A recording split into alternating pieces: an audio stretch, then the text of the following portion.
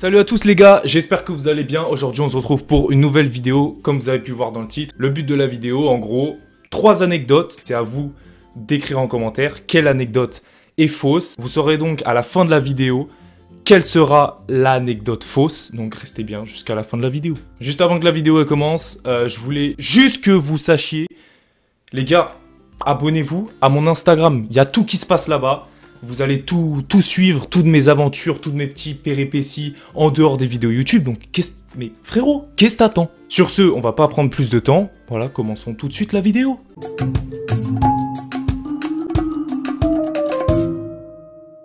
Pour la première anecdote, l'histoire elle s'est passée l'année dernière quand j'étais en première année de fac. Oui les gars, je suis encore à la fac. J'arrive quand même à gérer la fac et tout ça, YouTube, enfin mes petites activités quoi. Donc pour l'instant c'est tranquille. C'était donc l'année dernière, voilà, à la fac, tranquillou. C'était quoi? C'était vers le deuxième semestre, donc on était à peu près entre... allez, mars et mai. J'étais donc à la fac ce jour-là, ça devait être je sais pas, peut-être une fin de semaine, etc. Parce que je sais que j'avais pas eu beaucoup de cours durant ce jour-là. Ce que j'ai fait, voilà, vers 16h, je devais finir. Et je me suis dit, vas-y, tu sais quoi, je vais rester un peu à la BU. Et pour tous les chômeurs qui sont jamais à la fac, bon, c'est vrai que je chôme aussi à la fac, mais enfin bref. La BU, c'est quoi? C'est en gros l'abréviation de bibliothèque universitaire. Voilà, c'est normalement dès que tu as fini tes cours ou dès que tu as une pause entre deux cours, tu vas là-bas pour travailler, etc. Donc j'étais parti à la BU après mes cours, voilà, je m'étais chauffé en attendant mon train. Je me suis dit, vas-y, je vais un peu travailler, tu vois. Tout se passe bien, tranquillou. J'avais fini mes devoirs pour la semaine d'après, du coup, la semaine qui allait arriver, etc. Parce que c'était vers la fin de semestre, donc on commençait à avoir pas mal de contrôles, enfin de contrôle de fin d'année en fait. Une fois que j'ai fini de travailler, tranquillement, je sors avec mon petit sac, tout joyeux, il faisait beau, il faisait bon, il y avait des meufs, voilà. Lol. Et faut savoir aussi que ma fac, en fait, elle est à 5-10 minutes à pied de la gare. Donc vraiment, il y a pas beaucoup de trajet à pied. Je me rappelle que mon train, il était à 16h30 pour rentrer en fait chez moi. Du coup, voilà, je commence à arriver tranquillou, hop, avec ma petite musique. Voilà, je suis dans mon mood, je suis tranquille. Je me dis, semaine finie, on va rentrer chez soi, tranquillou, voilà, tranquillou pipou. Sauf que j'arrive à la gare, voilà. Bon, il restait peut-être 3-4 minutes avant que le train parte. Donc je me dis, putain, ok, vas-y, je suis dans les temps, je suis tranquille. Jusqu'au moment où, vous allez voir qu'il m'arrive toujours une couille avec la SNCF, les gares ou les flics. Voilà, ma vie est un film. Je marche, hop, tel un bon écolier en fait. Et je vois pas les mecs de la sécurité de la SNCF. Vous savez, c'est pas des flics, mais c'est des mecs un peu la sécurité ferroviaire. Vous savez, les mecs qui contrôlent un peu, qui assurent la sécurité dans les gares. Je passe à côté d'eux. Nos regards se croisent. Et là, je me dis, oh non, me dis pas qu'il va me fouiller. Bah, me dis pas que si, en fait. Si, ils m'ont dit, jeune homme, tiens, viens, t'as rien de dangereux sur toi, on va te faire une petite fouille, là. Moi, j'étais serein, tu vois, j'étais en mode, non, c'est bon, tranquille, bah, allez-y. Ils me mettent du coup dans un coin, etc., je commence à enlever mon sac. Ils me reposent la question si j'avais pas quelque chose de dangereux sur moi. Moi, je suis, voilà... Avec un air d'innocent, je lui dis « Ah, en fait, j'ai un petit couteau suisse dans mon sac parce que, en fait, je fais ma graille, etc. Je ramène ma gamelle pour manger le midi, quoi. » Et le mec, il me dit « Ah, ok, mais tu sais que c'est interdit d'avoir ça. » Moi, je lui dis « monsieur, je fais comment pour manger? Je vais pas manger avec mes mains. Je suis pas un homme de Néandertal, tu vois ce que je veux dire ?» Voilà, il prend le couteau, il le prend en photo en mode « Ouais, si jamais on te revoit avec ça... vas-y, on va le confisquer et tout, enfin, t'as pas le droit d'avoir ça sur toi, en gros, c'est un peu une arme blanche. Je me montre compréhensible et tout ça, je lui dis, ok, vas-y, y a pas de souci. Et il commence à fouiller mon sac, etc., il commence à me faire des palpations pour voir si j'ai rien de dangereux sur moi, et à ce moment-là, le mec, voilà, il me palpe en haut, le haut du corps, etc., jusqu'au moment où il arrive à mes tibias. Très drôle histoire. Il commence à me toucher comme ça, il dit, t'as quoi là? Il dit, ouais, je t'ai dit de tout enlever et tout, je crois que t'as pas compris. Moi, je me dis, mais attends, mais qu'est-ce qu'il me raconte, le poteau? Il y a mon train. En plus, je lui avais dit, le frérot, j'avais dit, ouais, il y a mon train, j'ai pas trop de temps. Du coup, c'est peut-être pour ça qu'ils ont dû se dire, ouais, lui, il est suspect, il veut vite se tailler, il a un truc à se reprocher, tu vois. Et à savoir que les gars, ils étaient deux. Du coup, t'en avais un qui était en train de me faire des palpations, et l'autre, il avait mon sac, etc. Enfin, bref, un peu en arrière, quoi. Le gars de derrière, il commence à mettre sa main, genre, je me retourne comme ça, et je vois le frérot, il commence à avoir sa main sur le flingue. Je me dis, mais attends, mais mec, ça s'est passé en 2 secondes, j'ai rien compris. Et le mec, il décide de mettre un peu à l'écart, dans un coin et tout. Il commence à me dire ouais, si t'enlèves pas ce que t'as, etc. Bah, on va te mettre dans une salle et on va te dessaper, on va te déshabiller, on va voir ton zizi. Et là, mais je me dis, mais non, mais frérot, j'ai mon train. Et là, je commence un peu à, voilà, à m'énerver. Je dis, mais monsieur, je dis, ça, c'est mon tibia, c'est ma jambe, etc. Et là, j'ai mon train, j'ai pas que ça à faire. Si j'avais eu quelque chose de dangereux, je vous l'aurais donné direct, quoi. J'ai pas que ça à faire. J'avais envie de rentrer chez moi. Et le mec, il me dit, bah vas-y, bah, enlève un peu ton pantalon, genre redresse ton pantalon, enlève ton ourlet et tout. Je vais vous montrer la scène. Alors, le mec, il me demande de soulever mon pantalon. Je fais comme ça. Je monte mon tibia, il me dit, ah mec, ah ouais. Ah, t'as le tibia dur, dis donc. Ah merde. Le mec, il croyait que j'avais un bâton, un schlass, un katana, un bazooka ou je sais pas quoi entre mon tibia et mon pantalon. C'est... À quoi tu joues, frérot? C'est ton premier jour de taf, quoi. Bah là, ils se retrouvent comme des cons, ils commencent à rigoler. Ah ouais, t'as un tibia dur et tout. Ouais, la phrase de fou.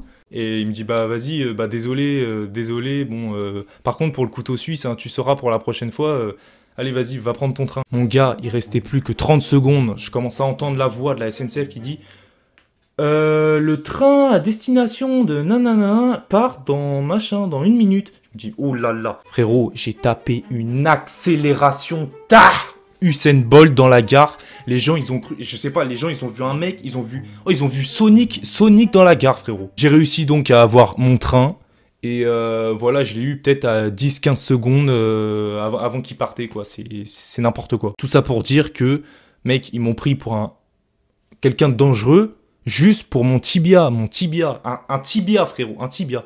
Anecdote de fou et surtout anecdote suivante.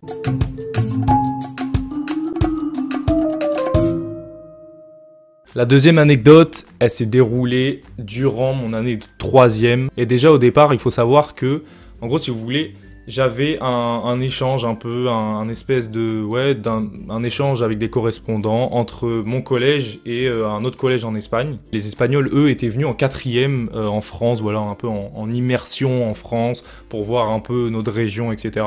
Et en 3e, du coup, c'était à notre tour d'aller les voir chez eux, dans leur bled. Ouais, je dis bled parce qu'en gros, si vous voulez, c'était une vallée et il y avait plein de petits villages comme ça et en fait, tout le monde se rejoignait au village au bout de la vallée tous les soirs, etc. Enfin bref, il y avait vraiment une bonne entente. Du coup, j'arrive dans la maison de mon correspondant, tout se passe bien et tout ça, et c'est vrai que pendant le voyage, voilà, dans le bus, j'étais un peu ballonné et tout. On avait bouffé un peu de la nourriture grasse, c'était un peu les casse-croûtes que tu manges sur la route, quoi. Déjà, dans le bus, je commence à avoir, voilà, des petits ballonnements au ventre, je commence à avoir un peu mal au ventre, tu vois. Là, j'étais là, tout le trajet, en train de me dire, oh, j'espère que mon Corrèze, il a des chiottes solides, parce que, mec, dès que je vais arriver dans sa salle de bain, ça va envoyer du steak. Donc, bref, j'arrive chez lui, etc., je fais la connaissance, hola, qu'est-ce tal, todo bien, et tout. J'arrive dans les toilettes, mon gars, j'avais tellement mal au ventre, je suis resté 30 minutes aux chiottes. Donc ça, c'était le premier jour. Retenez bien, c'était le premier jour. Deuxième jour, on va visiter une grande ville qui s'appelait Salamanca, qui était juste à côté de leur vallée. Il faut savoir que, en gros, les Espagnols, eux, ils mangent tôt le matin, ils prennent un espèce de repas casse-croûte à 11h, et ensuite, leur vrai repas, nous, le repas du midi en France, eux, leur repas, ce repas-là, en gros, c'est à 16h. Donc, à Salamanca, on fait une petite balade, tranquillou, et en fait, moi, je m'étais goinfré le matin parce que j'avais oublié que en gros il y avait un casse-croûte à 11h. Il est 11h et du coup le mec il commence à me dire, enfin mon correspondant il commence à me dire ouais tu veux manger un petit truc, viens on va au BK, viens on va au McDo et tout ça. Du coup ce que je fais, je rebouffe comme un porc. Voilà, on continue la visite, etc. On reprend le bus pour revenir dans la vallée où il y a tous les villages de nos Corrèze, tranquillou pour rentrer à la maison. Déjà faut savoir que sur le chemin du retour, je me dis putain c'est long et tout, et tu sais je commence à avoir un peu le ventre encore qui gargouille, genre qui store un peu, tu vois. Je me dis, oh non, j'espère que ça va pas revenir comme le premier jour où j'avais trop mal au ventre, j'ai dû y aller en catastrophe aux toilettes, quoi. Une fois arrivé dans le village de mon Corrèze, en fait, il m'a dit, vas-y, viens, t'es chaud, on va manger chez ma grand-mère. Comment ça, mon ref? Mec, je peux plus ingurgiter, même ma salive, j'y arrive plus. Vous connaissez les grand-mères, vous savez, qui te font la cuisine pour 90 alors qu'on était que 2. Elle commence à me servir des flageolets, avec de la saucisse, avec une tarte aux pommes et tout. Mec, tous les ingrédients pour me faire exploser, clairement. Je sentais que tout ce que je mangeais, ça commençait à arriver comme ça en fait. À tout moment, j'allais dégueuler devant la grand-mère, dégueuler devant le correspondant, genre la grosse honte, quoi. On rentre chez mon Corrèze, etc. Du coup, bah, il était vers 17h, 18h. Et en gros, il y avait, dans le village de mon Corrèze, il y avait un espèce de gros city-stade où souvent, il y avait, voilà, tous les jeunes un peu de tous les villages de la vallée, en gros, qui allaient venir, qui se retrouvaient pour faire un match de foot. Le mec, 1 heure après m'être encore pété le bide chez la grand-mère, il me dit quoi? Il me dit, hey, Tilto, t'es chaud? T'es chaud, on va faire un petit match et tout, il y a tout le monde qui est là. Et vas-y, moi j'aime trop le foot, je lui dis oui comme un con. Et surtout qu'il y avait tous mes potes de mon collège qui étaient avec moi, du coup je me suis dit, oh là là, le foot de fou. Et en fait, bon bref, je joue au foot et tout, mec, je commençais à avoir des crampes d'estomac et tout, j'en pouvais plus, mec. Mais tu sais, je le faisais pas paraître, etc. Je me disais, bon vas-y, je vais rien faire paraître du tout, il y a personne qui va s'en rendre compte, quoi. Du coup, ce que je fais, c'est dès que j'arrive à la maison, je suis tout transpirant, je dis oh mec, je vais utiliser cette technique. Je fais genre je prends ma douche. Bon, j'allais quand même prendre ma douche, hein, je suis pas un crado. Ce que je fais, la technique, vous connaissez tous, t'allumes la douche, hop, t'essayes d'aller aux toilettes pour camoufler le bruit, tu vois. Je sais pas ce qui m'arrive, impossible de, voilà, vous avez compris. Et je suis resté comme ça pendant 4 jours. 4 jours sans aller chier, frère. J'en pouvais plus, parce qu'ensuite, les jours d'après, on continue les activités, on n'allait pas rester comme ça chez lui à attendre. Frérot, on a fait de l'acrobranche, j'en pouvais plus, j'étais à 30 mètres du sol, genre voilà, j'en pouvais plus, mec, j'étais à 2 doigts de craquer, de sauter comme ça, j'étais KO. La nuit, c'était dur. La nuit, je me réveillais des fois, j'avais des crampes d'estomac, ça me tordait, etc. Et je peux vous dire que après ces 4 jours de l'enfer, de blocage, un blocage, j'en pouvais plus. Dès que je suis arrivé chez moi, mon gars, mais ça a été la Seconde Guerre mondiale, mon gars, j'ai envoyé des bombes, j'en pouvais plus, c'était incroyable, hein, tu vois, le séjour, mais j'étais KO, j'en pouvais plus, frère. Soyez pas gênés, allez aux toilettes, ne soyez pas gênés quand vous êtes chez quelqu'un, tout le monde fait pipi, tout le monde fait caca, tout le monde rôde, vas-y, on s'en fout, vas-y, t'es quoi, fais caca.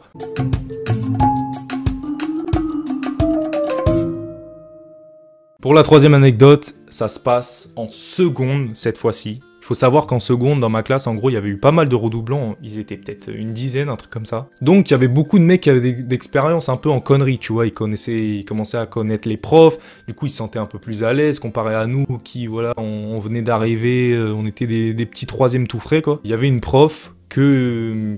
Vas-y, j'aimais pas trop cette prof. C'était une prof de français. Et vraiment, c'était... Vas-y, on l'avait, je crois, 3 heures de midi jusqu'à 15h. Enfin bref, ces cours, j'en pouvais plus. Et en gros, un midi, il faut savoir que juste avant ces 3 heures-là, on avait 3 heures de pause. Voilà, pause méridienne. Donc voilà, on se faisait un peu chier avec mes potes, etc. Et un midi, j'avais mangé avec l'un des redoublants et tout. Et c'était quand même un cas. Limite, il avait envie de faire péter le collège, quoi. Enfin, le lycée. Enfin, voilà, vous m'avez compris, quoi. Et vas-y, on se fait un peu chier dans la cour et tout. Et à un moment, je sais pas, on s'est posé devant la salle. Donc la salle était fermée, on était dans le couloir, on s'était posé, bref, on discutait. Et on se disait, mec, imagine, on n'a pas cours et tout. Tu vois un peu l'embrigadement, tu vois. Voilà. Le mec commençait un peu à me retourner le cerveau. Moi, j'étais en mode, ah ouais, putain, c'est vrai que 3 heures, c'est chiant et tout. On commence à réfléchir à des petites stratégies en mode, qu'est-ce qu'on pourrait faire pour que... voilà, on n'est pas court, quoi. Il faut savoir que moi je mangeais un chewing-gum et tout, et le mec il me dit oh frérot t'as pas un chewing-gum, je dis vas-y, je sors le petit paquet de chewing-gum et tout, hop, je commence à faire une petite boulette parce que j'avais fini le paquet de chewing-gum avec le chewing-gum que je lui avais donné, et là j'ai un gros eyes contact avec la serrure, tu vois, elle me faisait de l'œil, n'oubliez pas, j'avais la petite boulette dans les mains.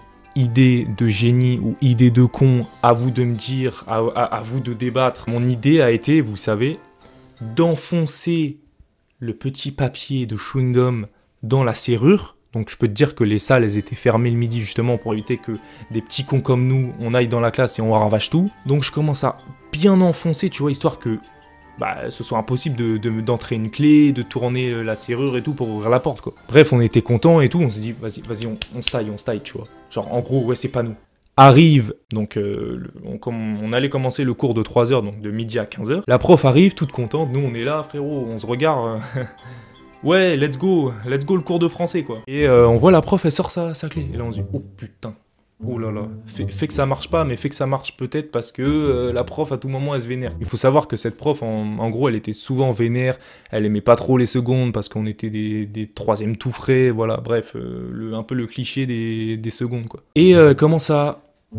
Ah ça marche pas, ça marche pas, ça marche pas. On se regarde avec mon pote, on se dit oh là là là là mec ça a marché. La prof elle commence à nous regarder et elle commence à dire c'est qui l'imbécile là qui a bloqué la serrure là, c'est pas vous j'espère. Nous on se regarde en mode oh non, nous on veut avoir français, oh non. Du coup on commence à faire genre oh ah ouais, elle est bloquée la porte madame. Pendant 5 minutes y'a personne qui s'est dénoncé, t'as cru que j'allais me balance frérot? Non. Donc elle va faire quoi? Elle va chercher un mec, vous savez des fois souvent il y a des techniciens qui traînent un peu dans les lycées, dans les bahuts et tout. Le mec il commence à voir...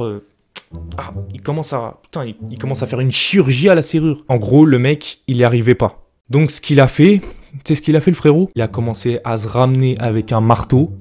Genre le mec était déter, le mec il voulait qu'on ait le cours de français, ce salaud. Ce qu'il a fait, il a pris un marteau, tournevis, bam, bam, bam, bam. Il a commencé à exploser la serrure le frérot. Je me suis dit mais frérot, c'est pas grave, genre, viens, genre, arrête-toi là, c'est pas grave, on n'a pas cours, c'est pas grave, on traîne dehors, youpi, grâce à nous, on n'a pas cours. Et le mec, il commence à quoi? À arracher la serrure comme ça, je me dis, mais à quoi il joue? Juste pour un petit papier de chewing-gum. Je me dis, la blague, elle est peut-être partie un peu trop loin, tu vois. Enfin bref, ils essayaient du coup de péter la serrure, etc.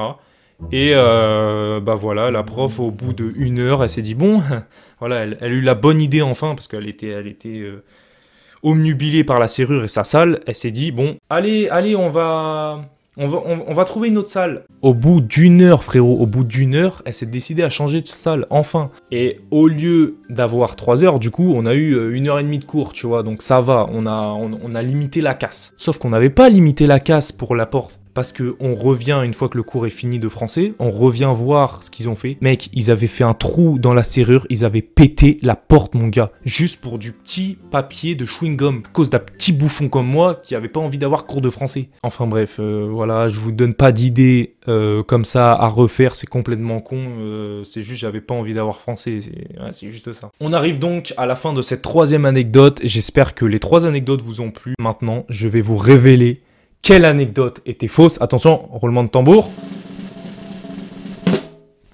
L'anecdote fausse était donc la 3e. En effet, j'avais mis du papier chewing-gum. Voilà, on était resté peut-être 1 heure, etc. À attendre dans le couloir avec la prof hystérique qui en pouvait plus parce qu'il y avait un petit con. Elle savait pas qu'il était juste à 2 mètres de lui qui avait bloqué la serrure. Et en fait, on a tout de suite changé de salle. Les mecs, ils ont même pas pété la porte, ils ont rien fait du tout. Ils ont dit ah bah c'est bloqué, bah changer de salle. Voilà, c'est tout. Bon, l'anecdote était un peu mentie sur la fin, mais elle était quand même un peu réelle, quoi. La famille, c'est donc la fin de cette vidéo. J'espère que ça vous a plu, que les anecdotes étaient quand même intéressantes, un peu con, voilà. Il m'est arrivé plein de couilles dans cette vie-là, vraiment, et encore, c'est pas fini. Si vous voulez un 2e épisode d'anecdotes comme celle-ci, n'hésitez pas à me le dire en commentaire, ou grâce au pouce bleu, voilà, lâchez votre petit pouce bleu, ça fait ultra plaisir. Ou sinon, ce que vous faites, vous m'envoyez directement un message sur Insta, juste ici. Et nous, on se retrouve pour une prochaine vidéo. Prenez soin de vous, les frérots. C'était Chilto.